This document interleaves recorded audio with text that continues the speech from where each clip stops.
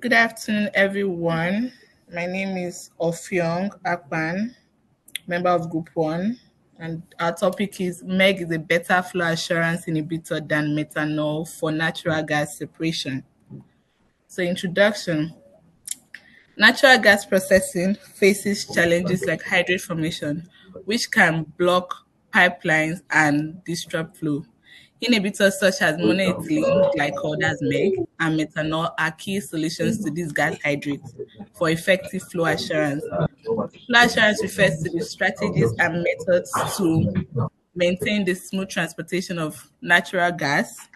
These strategies and methods include the use of chemical inhibitors such to prevent hydrate formation, and this report compares their effectiveness. Importance of flow assurance. Flow assurance ensures uninterrupted transportation of natural gas and prevents blockages and hydrate formation. What's the purpose of our topic? Purpose is to assess this MEG and methanol as inhibitors and compare and do a comparative analysis of them. That's their efficiency, their cost, and their environmental impact. So my colleague Aziz will take over. Oh, okay, thank you very much. Now, so having introduced what our topic is, so I will take the floor from what a gas hydrate is. When you say in that industry, one of the significant challenges that are facing the oil and gas industry is a gas hydrate. Let me just say hydrate generally. So to be specific, we are looking at hydrate formation when gases, just such as methanol or natural gases, are trapped in water molecule, because that's how the formation actually forms. Now, how do they actually form?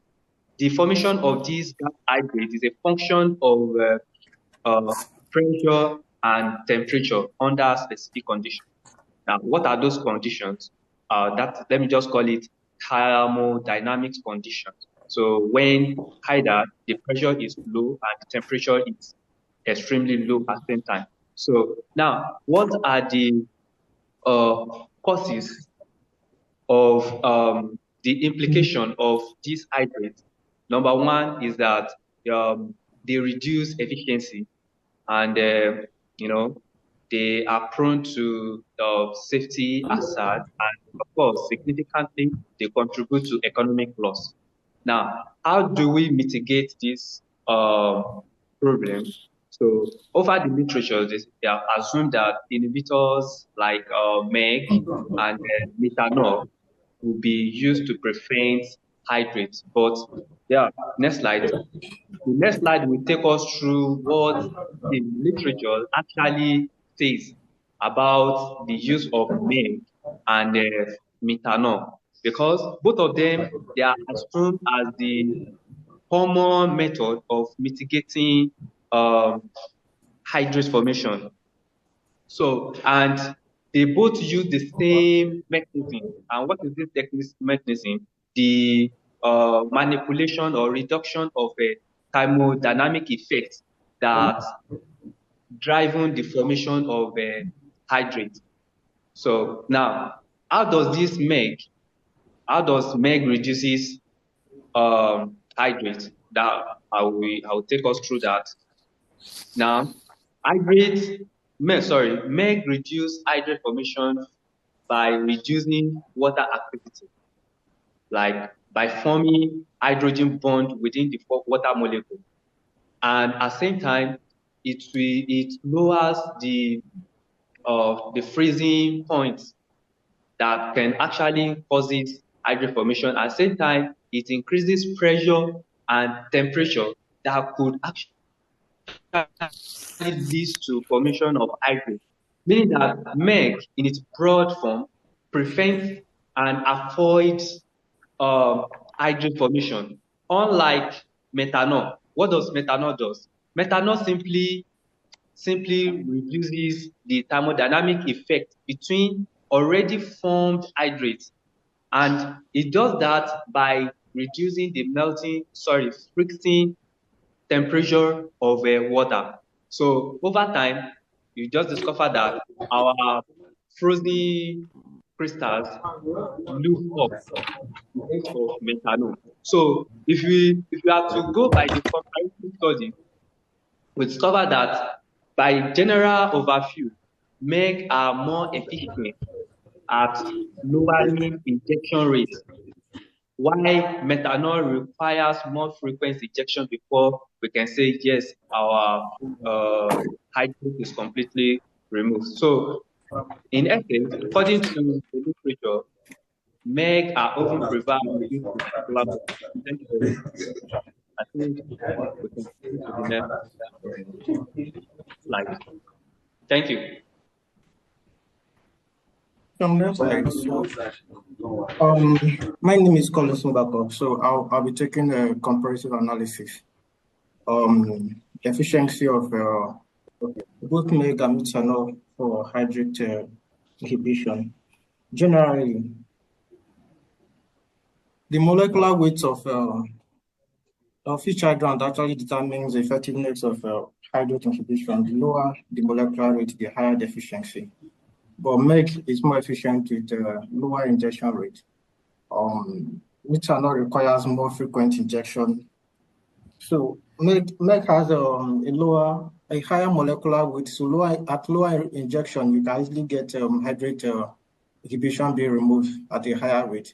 While methanol requires a frequent injection. Corrosion control. Methanol is a better corrosion prevention inhibitor. It has the capacity for corrosion inhibition. It has the ability to form a protective thin layer of the pipe or the internal pipe as well. So methanol doesn't have this property. It has a higher corrosion rate. So that's a big advantage for methanol. Regeneration requirement. MEG is more easily regenerated. From environmental sustainability point of view, this is a big advantage for regeneration, as well as economic point of view. You need to regenerate your MEG and reuse it. Methanol has a higher operational cost, as you may require to keep procuring methanol and injecting it through the system without regeneration. Talking about cost and environmental impact, methanol is cheaper initially, but more costly on the long run. This cost is as a result of operational costs. You may need to keep procuring and pouring into the system, injecting into the system without recovering. MEG is safer and less toxic. Please, next slide. Okay. Toxicity and inflammability. Methanol is more toxic and flammable. Human exposure can lead to serious adverse health issues. Methanol expands rapidly, and because of its volatility, there are chances of fire explosions, the risk of fire explosion, because of flammability. Vapor content in the air, mixture with air, can actually lead to easy fire risk. So for material handling, transportation, and storage point of view, because of its highly toxic, it poses operational challenges as well. MEG is less toxic and flammable, but still require caution, because prolonged exposure or injection in high quantity can lead to health issues. So there are cases where you have skin irritations due to continuous exposure. Infrastructure requirement, both actually require a proper handling and infrastructure for injection. MEG has a big advantage in regeneration, which actually leads to higher costs of MEG as an option. But on the longer run, it's more efficient and more reduced cost, because you can recycle your MEG with a regeneration kit or any regeneration equipment to do that. Thank you. Okay. My name is Ibukunjo. So, in follow-up to what Mr. Collins has said, this is like a case study, and this was conducted by John Campbell. And the focus is comparing the performance of methanol and MEG as a thermodynamic hydrate inhibitor in the subsea pipeline transporting gas and condensate. So the goal of this study case is to provide solution to the challenges of selecting effective hydrate inhibitor in the oil and gas industry for uninterrupted pipeline operation. So the key findings of the research are what is summarized in this table. So the first one is the hydrate effectiveness. So both methanol and monoethylene glycol both perform effectively, like in terms of inhibiting the hydrates. But one is more prone to losses, which is the methanol is more prone to losses, while the MEG is minimal when it comes to losses. And due to the fact that methanol partition in two phases, which is in gas and liquid, and that's why it's prone to more losses.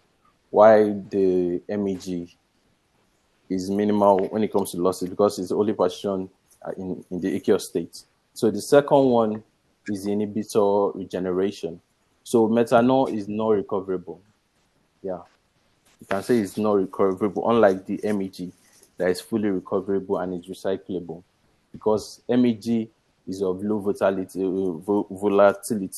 while methanol is of higher volatility. And the third one is the inhibitor losses and product contamination. So this is basically due to the factor of the methanol is of high volatility. You know, like before, like I said methanol partition in both gaseous and liquid form. So, and that's one of the major causes of why it is also prone to product contamination. Unlike the MEG that is just in one phase and is of high and is of low volatility. So the fourth one is the higher long term cost. At the beginning, the methanol has a low initial cost at the beginning, but on a long run, when you talk about the operation expenditures, is of higher rates compared to the MEG, which has a more higher initial cost. So the fourth one is the methanol is higher flammability risk. So it's very flammable, unlike the MEG that is safe to handle and is less flammable than the methanol. So the whole conclusion of the research is that MEG, which is the monoethylene glycol, is a better inhibitor option than the methanol due to the fact that it can be regenerated, it can be recycled, lower cost when you talk about the operational expenditures because it can be recyclable, and the reduced risk of product contamination.